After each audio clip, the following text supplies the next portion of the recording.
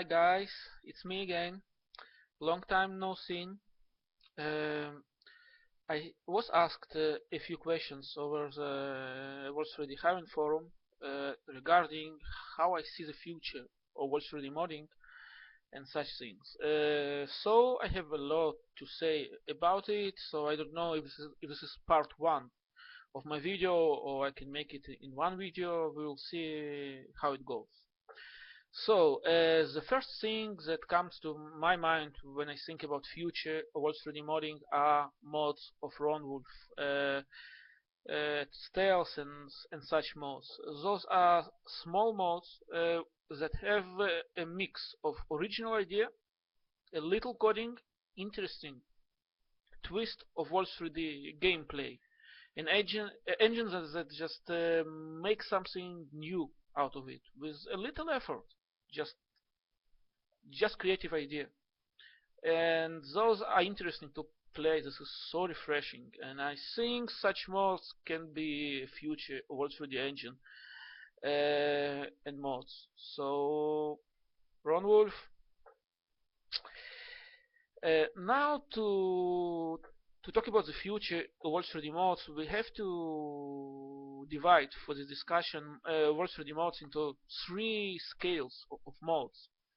The first scale is old school mods and classic map sets. So we have some great mappers in the community for such sets, and those mods will stay with us and keep. They will keep making new interesting sets, and those are not going anywhere. But I wouldn't call them the future of World 3D modding because it's like how much you can see the same art, the same things. I know things can be done very creatively with this, but still I can attach the word future of Wolf 3D modding to old school sets. Uh, but there are some great mappers, and I enjoy playing their mods. Now, the other side of it is the huge mods.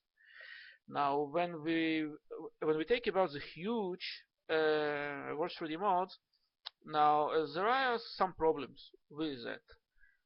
One of them is they have this invisible glass ceiling that if they become too advanced and they cross some lines, they become just bad Doom-like mods rather than good Wolf 3D mods because they stop becoming wolfish. They lose the charm and the simplicity that we want from a Wolf 3D engine, and it's just a poor Doom engine or something like that. So this is one problem. They can endlessly grow into their features. The other thing is big scale requires uh, a very talented individual modder or a team. Now we have some very talented individual modders like WL Hack and Soldat 555 who can make those mods on their own, and I actually prefer those mods and to mods that are done by a team because when it's not about the art consistency or mapping consistency or consistency of any sort. The mod can be very consistent, but still, what I like about it is that you feel as a particular person, like playing inside his mind, his brain. You can fake this. You can make be a team and fake such a feeling. And so, like when you make a big mod as a team, then like it can be wonderful and consistent, and you can make it consistent, but it doesn't have this feeling of one particular person that you feel just a mix of things, and so it's not the same charm. It's not you can feel it's done by a number of people. But there are not too many such models who can do all of it by their own, and again, I like to see more mods like that. But still, it's a future, but it's not so future because we don't have that much modders like that. Now about now for a big mod you need a team, and indeed you can make nice mods with teams, but teams first of all, a problem is that we don't have too much modders in the community, and so you can make too many teams. It's almost impossible to create. Team Breakers is how I could create it is just a miracle for me, and I don't think this can be recreated too many times as this miracle.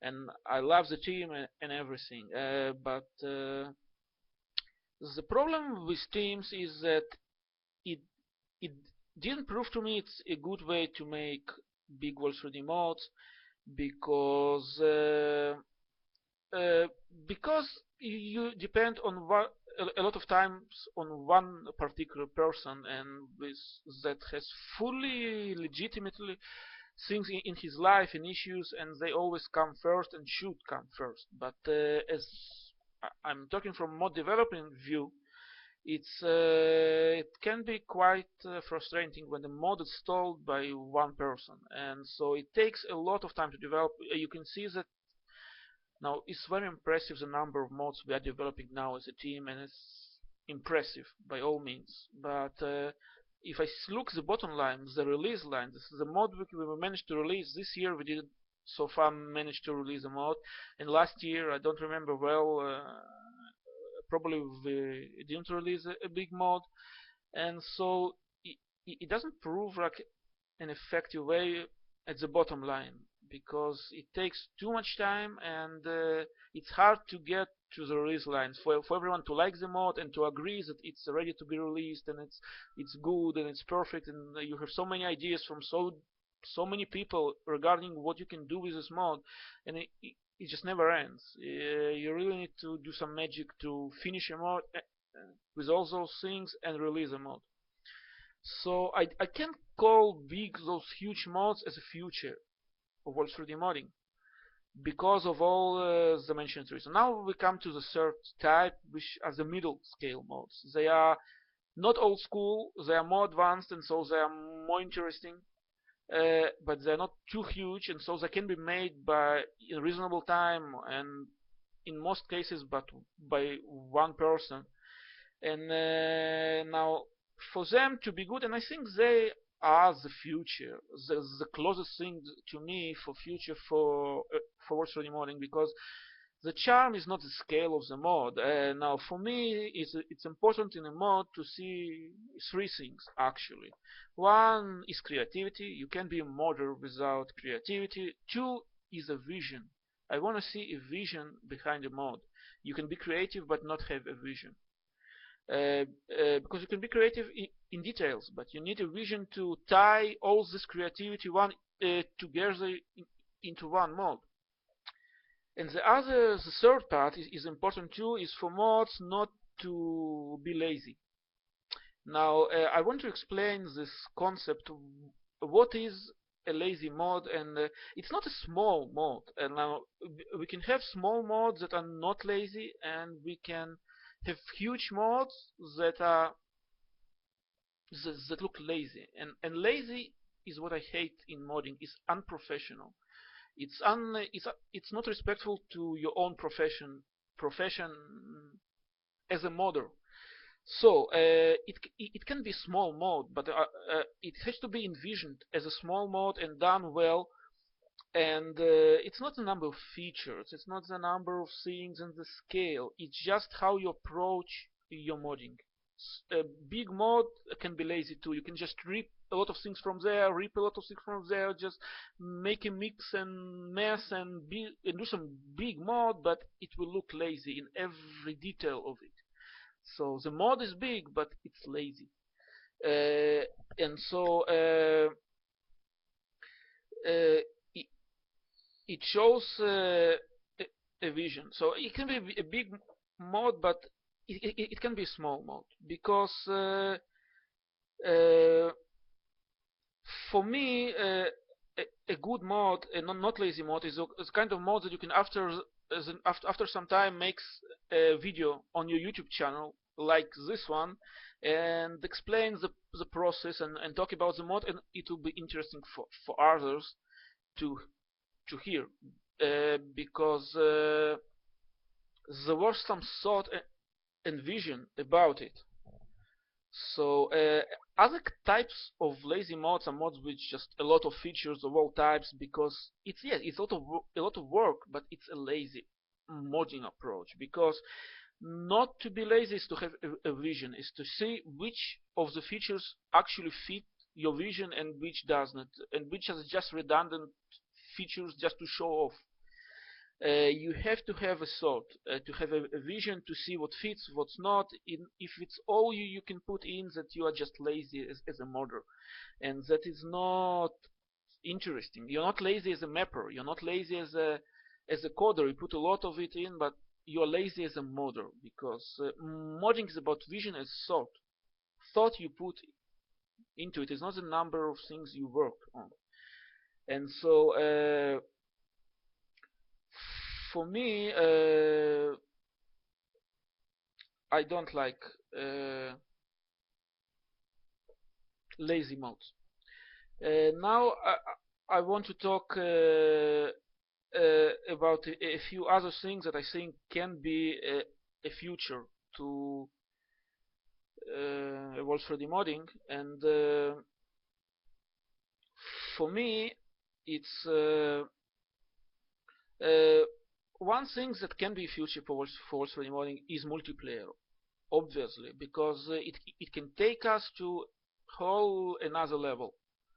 Of you can make with the engine, with new game modes and with some new weapons, because classic weapons are not interesting for multiplayer. They're all bullet-based weapons, and so this is one thing. Other things that I want to see is some non-Nazi modes.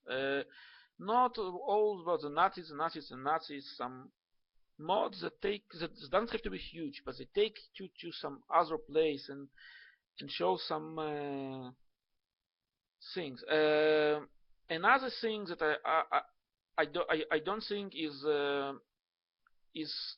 appreciated enough so far or used in Wolf3D mods and can be a big future for Wolf3D modding is the stealth concept, because it's just not used much in Wolf3D mods, and it can really alter the gameplay and make something new and fresh out of it.